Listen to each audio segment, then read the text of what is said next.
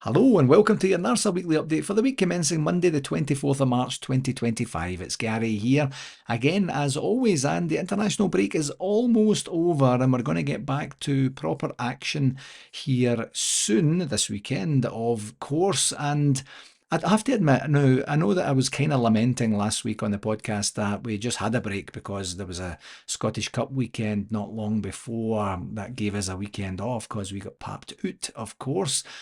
And I don't mind getting a breather from Rangers now and again because when we watch them, it's quite an intense experience, isn't it? It certainly is for me anyway. And when we're doing that like 50 plus times in a season, it can get very tiring. So an opportunity to get a break and recharge the batteries a wee bit is kind of welcome. But like every international break, it gets to just towards the end of it, and I'm thinking, right, come on, get the proper football back now, get the football that I genuinely care about back here now, and we can hopefully move forward with some excitement and enthusiasm. The only real football of note, of course, was the international games, and it must have been a massive weekend for Kevin De Bruyne with Belgium to get to play with the legend that is Nico Raskin. He came on as a sub last week and then he started the game, got man of the match for Belgium yesterday as they completed an incredible comeback actually over the Ukraine. So good for him. And as far as I understand it, all the players that went out to international duty have come back or are coming back unscathed. I don't think there was anything to worry about in terms of longer term injuries and such. But when you think about it, Nico Raskin starting in midfield with Kevin De Bruyne, or De Bruyne as my dad used to call him, he just gave up trying to pronounce it properly. I think, this is the model, and I know I've talked about this before, where you get someone who has real good potential, who can come into our league and play some really big games in some really intense atmospheres for a really intense club, and then you can get an opportunity to perform at the biggest stage here. So you've got Nico Raskin, you've got obviously Bajrami, you've got Diamandi, you've got Igaman, all playing for their respective countries. John Suter, of course, as well, although that didn't quite work out, did it? The way that Steve Clark and his boys were hoping it was going to work out for. But great to see these guys getting international recognition, because that's only good for them, good for the club, good for our selling of the club, to be able to say, look, you can come here as a relative unknown within a very short pace of time, very short period of time, I should say. You have an opportunity to really perform on literally some of the biggest stages in the world, to give yourself that opportunity to really put yourself in the shop window. If these guys go on to have stellar international careers and go on to I was going to say bigger and better things. I don't really think there's anything bigger than Rangers. I'm kind of biased, I know, but they go on to different successes in their careers with maybe top five leagues out there. Brilliant advert for us, brilliant advert for them, brilliant advert for the scouting, and hopefully something that would be repeatable as we go forward, which was going to benefit all parties as well. So, of course, no games this week. I mentioned briefly there. I did actually have the Scotland game on in the background. I don't typically watch Scotland too much, and I had it on in the background, and it seemed like they kind of started relatively okay. The fans were a wee bit excitable and such, and then they just got hammered. Greece were far better than them 3-0 at Hampden, and I think that's them now relegated from Group B. So I guess that you're going to Group C. I'm not really too sure of the format of that, but it's not looking good. I mean, Steve Clark's record over the last, what would that be? It must be coming up for like almost 20 games now, maybe 15 or so, has been dismal. And any other manager out there would be under real pressure, but he seems to have some sort of golden handcuffs there, or some sort of golden contract type thing, or just has the genuine support of all of his employers. But I thought it was a results business. Not that I'm in any way promoting the fact that the guy should be fired or not, but he seems a wee bit untouchable in the press, where there's not a lot of negativity out there, and there would have been if there was other managers in place. But my main focus is always on Rangers, and I'm glad to tell you that we do have a game coming up this week, which is away to Dundee on Saturday the 29th of March, and that's a 1:30 p.m. Eastern Standard Time kickoff. So that's 11:30 a.m. for us here, 5:30 p.m. in the UK. And the reason the timing's a wee bit funky for us is this is the last week where the clocks will kind of right size themselves between the UK and Greenwich Mean Time and ourselves here in North America. So typically in Calgary here, we're 7 hours behind. For this 2 or 3 weeks in the spring time, it's only 6 hours. So the games are kind of funky time. So it would have been 10:30. It's 11:30. That's great. So 11:30, the pub will be open. We'll have a couple of beers for the game. I've got my football season ender a wee bit later on. My plan is not to hang out downtown all day, but you never know. You never know if drunk Gaz decides to do something kind of mental. Hopefully not. I'll tell you about that next week. And this is a big month for us. Not so much in the league, of course. We know that league is vastly without or out with our reach. But big month for us in April, of course, we've got the Europa League quarter-final ties, and then we've also got games at home to Hibs and away to Aberdeen prior to the split. So coming to the business end of the season, we'll be glad to get the season domestically finished off for us, and hopefully we do enough in terms of our preparation and planning for the Europa League games to give us an opportunity to progress to the semi-final. That would be absolutely stunning if we managed to do that. So we'll see how that goes. Shout outs for this week. Firstly, the women's team, Rangers women team, retained the Sky Sports Cup with an absolutely incredible 5-0 victory over what was absolutely 100% the form team of the Women's League, Hibs, and that was at Fir Park on Saturday. I didn't get to see any of the game, but I checked it out. I just checked the score out afterwards and I was kind of gobsmacked with the 5-0 scoreline. And then chatting to my sister Debbie, she had watched it. She said it was 5 going on 10. So absolutely fabulous result for the team. And hopefully that's the first of a treble for Joe Potter's team. They're poised very, very nicely. They've got a semi-final of the Scottish Cup, Scottish Women's Cup, to come against Aberdeen in April, and of course are just a couple of points behind in the championship race. So hopefully this bodes well, and another trophy for Joe Potter. I think that's 3 she has now. So, and my understanding is it was 5 different goal scorers, including one OG from a former Rangers player. So, hey, we'll take it. Thanks very much. Once a Ranger, always a Ranger, and all that. But congratulations to Joe Potter and the entire team for retaining the trophy there with an absolutely brilliant performance and result there. And I know I mentioned it very briefly last week on the what was that, the Gers guide, but there was yesterday marked the 30th anniversary of Davy Cooper's passing, and that was the 23rd of March 1995. And it's one of these things I so vividly remember where I was when I heard that he had passed. And for regular listeners, you might have heard this story before. I must have told it on previous anniversaries of his. But I was painting. I used to be a painter, and I was painting a window at the northern inside the window. I wasn't painting the window, I was painting the window frame. Let me just get that. I was pretty good at painting, folks, just to be super clear. And I was painting a window frame at the Northern Rock Building Society on St Vincent Street in Glasgow.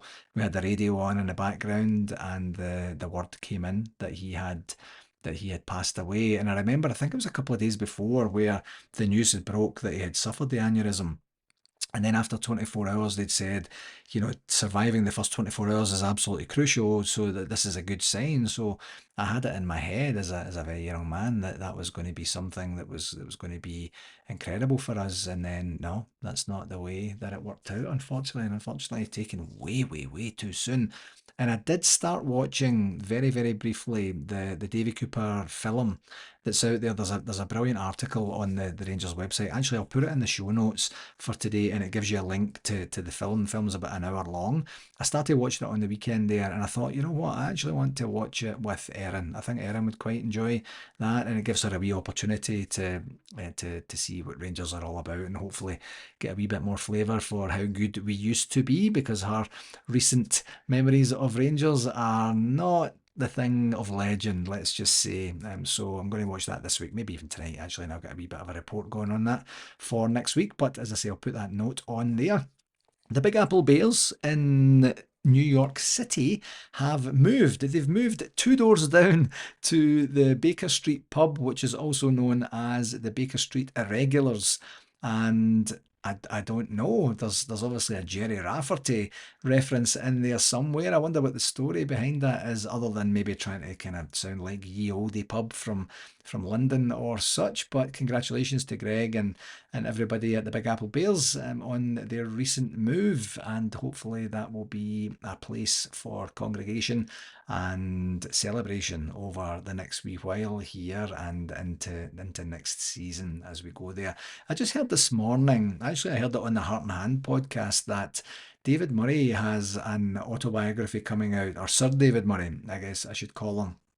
And I believe it's called Metal, or has metal in the title, but not metal as in the composite structure of metal as a material, but metal as in Mettle, and just to show how he has shown metal in business and life and such like that. I'm not 100% sure that's something I would be overly keen to read, but then it's very, very historical and very poignant to, certainly my earlier memories of growing up watching Rangers as well. I mean, he left us in a hell of a mess, didn't he? And I don't know that that's very forgivable, but I wonder what his take on it is. I wonder if we'll see one of these, newspapers will do a kind of serial part of the book and give some sensational headlines in preparation for the book coming out. I'm not 100% sure, but something maybe to check out. I don't believe it's been released yet, but it's in the offing.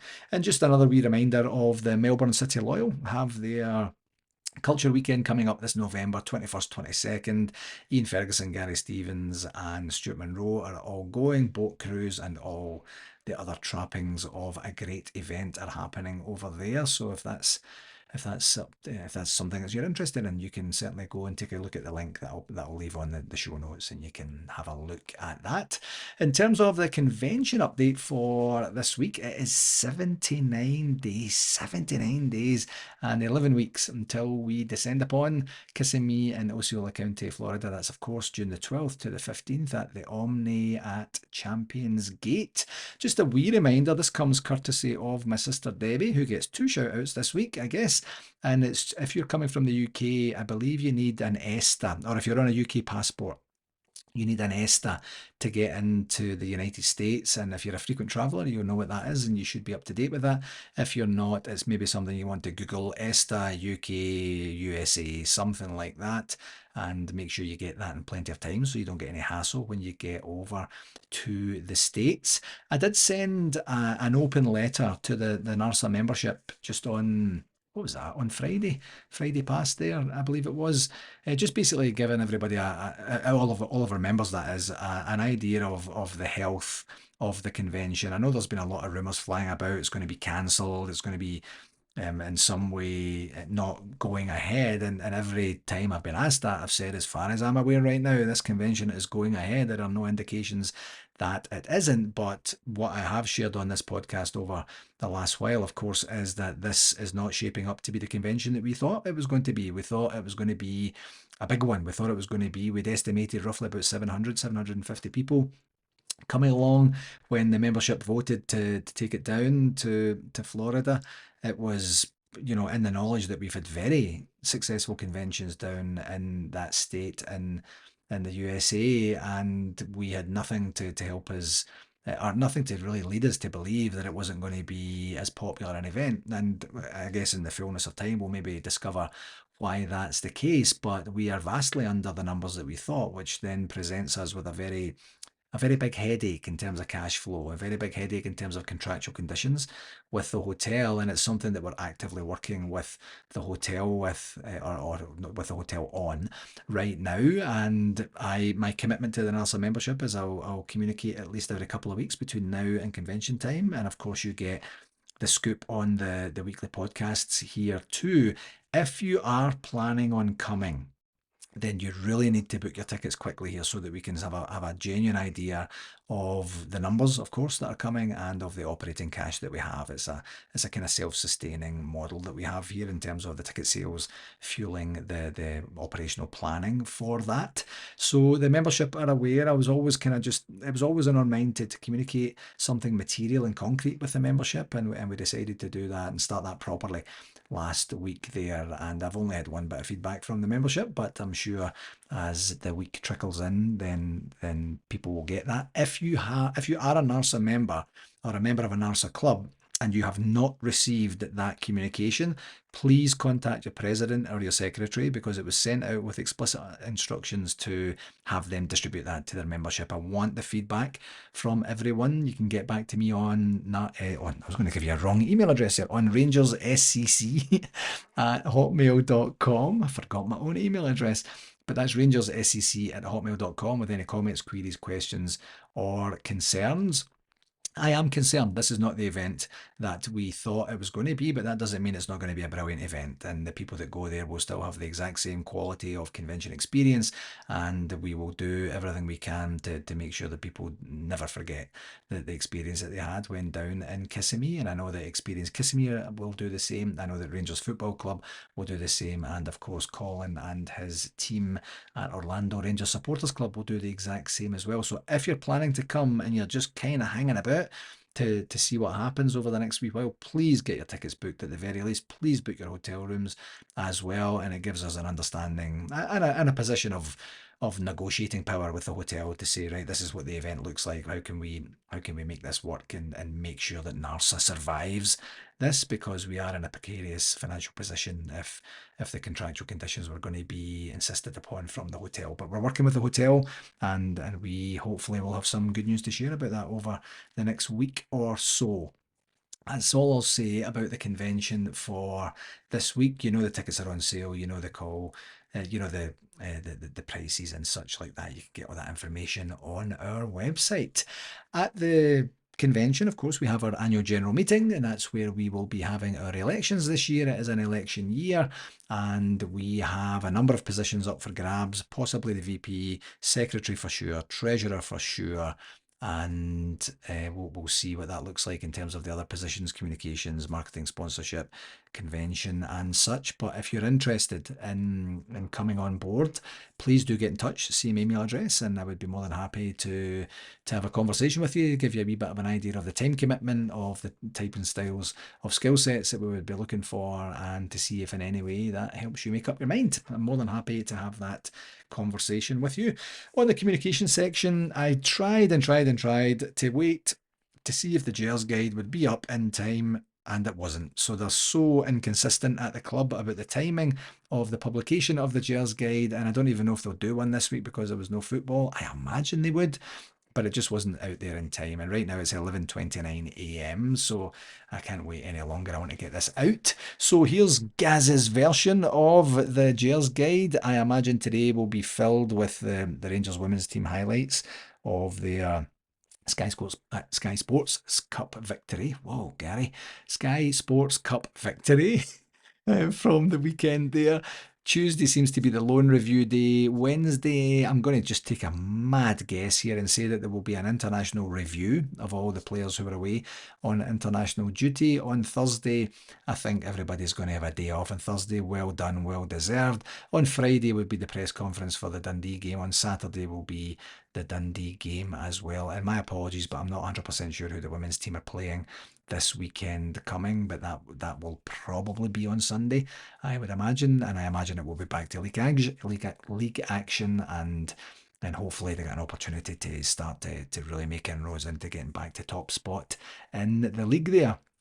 On another communication front, there was a club statement last week that caused a bit of a stir. It came out on Tuesday last week, and I'm going to start with the beginning part, and then I'll give you my thoughts on it. Everyone associated with Rangers Football Club will undoubtedly have enjoyed the last fortnight, with the men's first team producing some memorable results at home and abroad.